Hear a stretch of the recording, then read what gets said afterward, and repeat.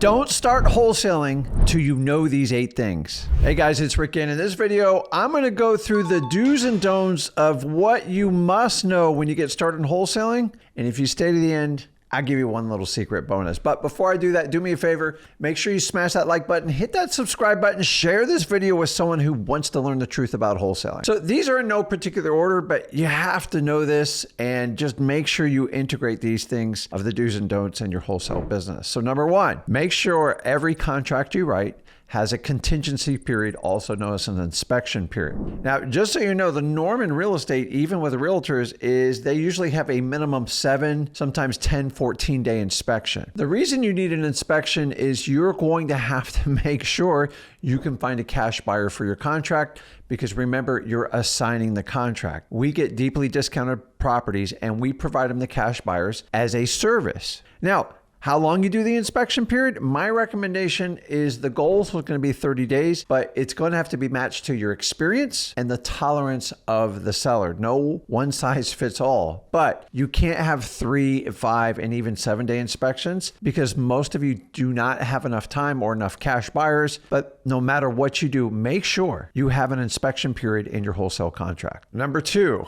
this is definitely a don't, is when you get your properties under contract, stop trying to comp the property and show comparables to your cash buyers and telling them what the repair is going to be. In fact, I don't even do it. I give them, hey, this one needs light rehab, needs medium rehab, heavy rehab, or a complete tear down or whatever it is. But the reality is, if you overinflate your numbers, which most wholesalers do, you're going to lose all credibility with the cash buyer. When any deal is presented to me, I'm going to underwrite our own numbers with our own team, and then we're going to make the offer according. And it's usually just a yes or a no. But honestly, when you inflate the numbers, meaning you overcomp it and then you underestimate the repairs, no one's going to buy your deal. Like, you can fool yourself, but you're never going to fool your cash buyer. Make sure you buy these properties low and make sure your cash buyer comes up with their own comps. Now, you should have an idea what the comps are, but overinflating to make up for a bad deal is your recipe for disaster in wholesaling. You buy on a conservative, you buy them at deep discounts from people who need to sell, and let your cash buyers come to the conclusion. And by the way, not all cash buyers are correct, but you will get a consensus if you're overinflating the numbers, and the minute you do it, you're going to lose all credibility. Number 3, this is a do when you start out in wholesaling, and I'm even doing this 24 years later.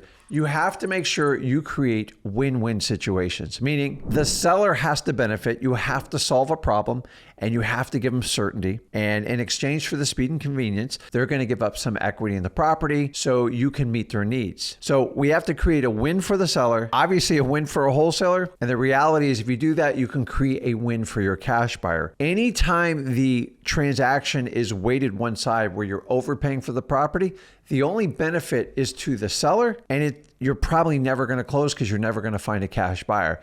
There has to be some sort of equilibrium. A lot of people think wholesaling is about like screwing somebody over or something like that. It's just not true. Either I solve the seller's problem and I solve my customer's problem, which is finding a discounted property that they can't find on MLS. And then I earn a fee called the assignment of contract because I know how to go out and market these properties. Honestly, if you go in super low and the seller doesn't know the value of the property, and maybe like it's an elderly person, I promise you it's just going to blow up. They're going to get an attorney. The family's going to attack you. Do the right thing. Give them a fast, convenient cash offer. In exchange, they'll give you equity because you're giving speed and convenience. And guys, if you do not leave money in it for the cash buyer, it's not a win-win. You have to go like this: win for seller, win for cash buyer, makes an incredible win for the wholesaler. If you don't create deals that where everybody benefits, they are not deals. And if they're one-sided deals, always fall apart. Create win-win-wins when doing wholesale deals. Here's another do that I can't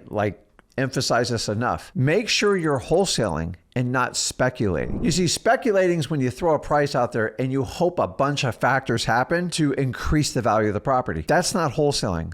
That's basically gambling. A wholesaler buys a property that's discounted from a motivated seller that needs to sell, and they sell it for an additional discount to a cash buyer where all three parties win. And the only way to consistently buy properties, if you have to buy them at a deep discount, because if you get an initial yes on your offer, I can almost guarantee you paid for it. And at the end of the day, speculators always get taken out. See, wholesaling is not speculating. It's the ability to market to find those motivated sellers that need to sell their house. And when we connect with them, we give them a service, we give the cash buyer a service, and that's how we earn our fee as a wholesaler. If you don't provide a service, you don't get paid. Your service is your ability to hunt and market for these deeply discounted deals from people who need to sell. Now, you're going to be tempted to do the speculation because it feels good up front, but I promise you, you're going to lose money on the back end. We buy discounted properties today for their value today to sell to a cash buyer to improve the value tomorrow while earning a fee and providing a service that nobody else does. Realtors can't do it, banks can't do it, but you, the wholesaler, can definitely do this. You have to stay in your wholesaling seat. And remember, wholesaling is about buying discounted properties from motivated sellers that need to sell and then selling it medium. So we're going to buy low, sell medium. Speculation is usually buy medium, sometimes buy medium high, and then sell to super high. Here's the problem is you can't increase the market value of a property artificially. The market's going to pay what the market bears. I'm not a fix and flipper. So we have to stay in our lane in wholesaling. The only time I ever seen wholesalers get in trouble is when they start speculating, because you give up control. The inventory is going to control the supply and demand, the interest rates that are currently on mortgages, and we don't want to play that game. I just want to get it sold for everything way below market. Buy low, sell medium. That's wholesaling. If you speculate, you buy medium to high, and then you got to sell for super high. And honestly, the market will punish you for that. Make sure you are wholesaling and not speculating. Number 5, this is definitely a don't. And I've always understood in wholesaling that I am not a real estate agent. I don't want to be a real estate agent. And the only reason I get a license if it's an absolute state requirement, and it's the only way to survive in that state. Now, if you're going to be proactive and try to get your real estate license, you're going to create more problems than you're going to solve, because now you're liable. And now you're wearing two hats. You're the investor and you're the fiduciary person responsible to the seller. And in my opinion, it's a huge conflict. I know there's exceptions where you have to do it. And if you're advised by a real estate lawyer in your state, that's the only way you can do it, then make sure you comply. But I want you to understand, if it looks like a real estate agent, acts like a real estate agent, you're going to be attacked as a real estate agent. What are you saying, Rick? We as wholesalers only sell our contract, the paper. That's it. We do not sell the real estate. We do not sell on photos. And the worst thing you can do is go around and represent a property and show it as an agent, because I promise you're going to break several brokering licenses, and they're going to look at you as transacting on real estate without a license. So guys, you are only selling your contract. Can we share pictures and the condition of it? Yes. But you have to be very smart about what you do it. The key distinction is we are investors. We are wholesalers. The minute you switch over and do pictures and you start representing the property without legal ownership, you're going to cross that line of transacting on real estate without a license. And that's where a lot of these states are trying to nail you. So please don't blast out pictures and all that other stuff, because if you are, you're acting like a real estate agent. I need you to act as a wholesaler. We sell the contract via assignment of contract, or at worst, we do a double close. Make sure you have a clear distinction so you don't get in hot water. Let's face it, who wants to be a realtor? I'm just being honest with you. Coming at number 6, a do is understand your highest skill set as a wholesaler is your ability to market, to find those select deals from sellers that need to sell their property with the right motivation, that want to get it done now. They want certainty. You see, if you just chase people around that want to sell their property, you're going to fall out of the wholesaler world, because there's nothing you can say or do. Because people who want to sell are based pretty much on price alone. And I already told you, you're never going to win in price in wholesaling. It's actually quite the opposite. You're going to win on your ability to solve the seller's problem. If they don't have a problem, I don't know how you're going to create one. Now, a seller can switch from wanting to sell to need to sell, but it's so important you understand that marketing is your number one skill set as a wholesaler. How do I know this? Number 1, if I'm willing to pay you 50% of a deal just by locating a motivated seller that needs to sell, that's the proof in the pudding right there. If I'm willing to give up half the deal for the ability to locate a great wholesale deal, then that's all you need to do. If you surrender that right, you're going to be forever controlled by a third-party marketer. And I promise you, they're going to squeeze so much cash out of you, you're not going to get a return on your investment and you're eventually going to give up. If you master marketing, you can figure out how to do it. You can control the list. You can control the markets. You can use key filters to identify the best deals, and you can use AI. And then once you get proficient at it and you have deals coming in, you can easily train others to do the exact same. If you master marketing, you can dominate in wholesaling. If you don't want to learn marketing and you want to outsource it, you're going to give up more than half your business and most control. And honestly, I already know it's not scalable to outsource marketing. It's just too expensive. And remember, you're taking the biggest gamble by investing in your marketing and your time. And if you're going to give that up to a third party, they have no skin in the game. Their job is just to fill your pipeline, and there's no incentive for them to give you the best deals. So guys, marketing, marketing, marketing. You are trying to find that specialized deal. That is the art. And a lot of people, oh no, it's sales skills, it's your ability to negotiate. Those are all important. But the reality, if you don't get good at finding motivated sellers, you do not have a wholesaling business. Always treat marketing in the first position in wholesaling. Another do for wholesalers, especially when you get started out, is your cash buyers list. I know it's really cool when people post things, I got 5,000 buyers, I got 10,000 buyers. And everyone's always asking for buyers all over social media. Guys, here's the reality. If you don't want to act like a broker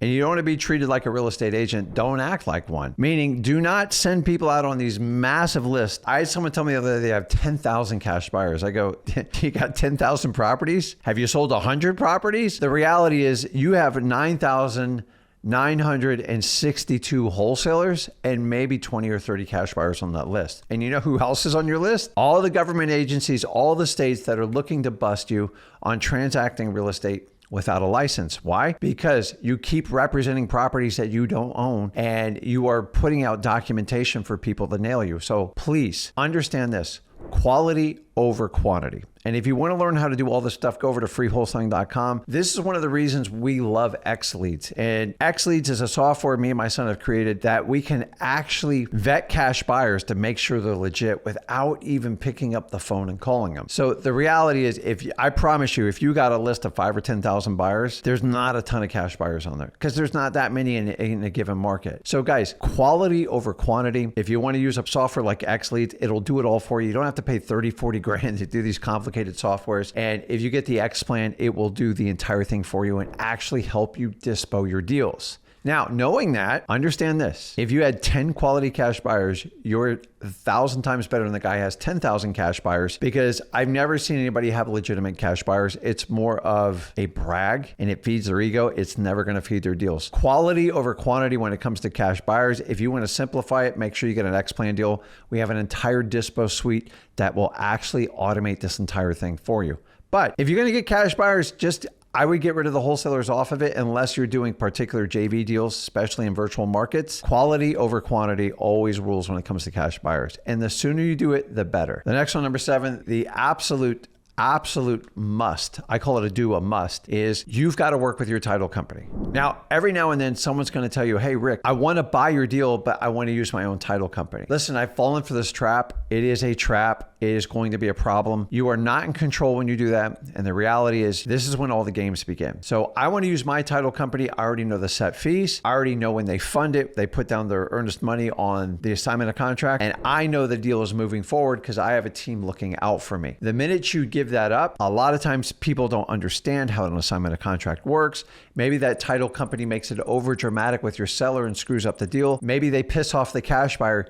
There's just too many variables, guys. And while you're doing that, for God's sakes, the other that I forgot to even put on there, make sure your contracts are 100% assignable. Now, if you go over to freewholesaling.com, we already have a purchase and sale agreement contract that is assignable. And remember, all contracts are assignable unless they explicitly say otherwise, but we put ours in ours black and white. And also, if you go to our #1 school group in all of wholesaling, freewholesaling.com, we have the assignment of contract in there, and it gets better. I actually walk you through a video if you've never filled out a real estate contract for wholesaling. I'll walk you through the purchase and sales agreement. It's only 2 pages. And then I'll walk you through the assignment of contract. It's only 1.5 pages and show you how to do it step by step. It's really, really simple. And if you have an XLeads account, you can use the automatic e-sign, find out when your seller actually signs it. And guys, when you send it, stay on the phone with them if you're not with them in person, and help walk through on where to click through to endorse the signature on your real estate contracts. And coming on number 8, you need to understand this.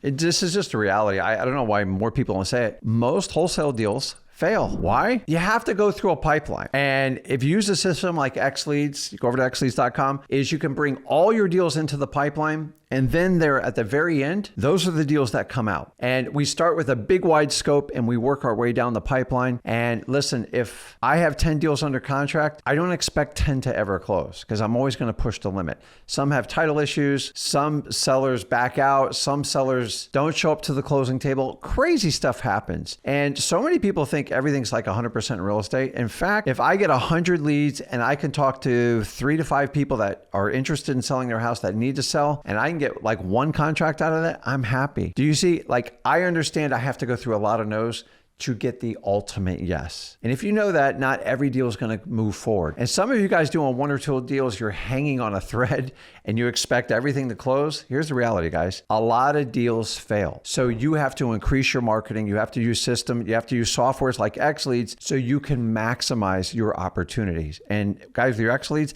that's why our basic accounts comes with 25,000 leads. We include free skip tracing. We include all the AI automation, and you get a go high level account included. So if you go out and go high level, you're not going to get the list. And most of you are double paying for everything you do. Make sure you go over to XLeads.com, give yourself a raise, and give yourself a real tool that you can do everything under one roof. So guys, don't start wholesaling until you marry these do's and don'ts of the 8 things I gave you right here, guys. It just needs to be said. It's a good checklist for you. Let me know in the comments which ones you're doing, which ones you're not doing. And as usual, if you got value from this video, do me a favor, smash that like button, hit that subscribe button, and share this video with someone who wants to learn the ultimate truth about wholesaling. This is Rick Ginn. I'll see you in the next video.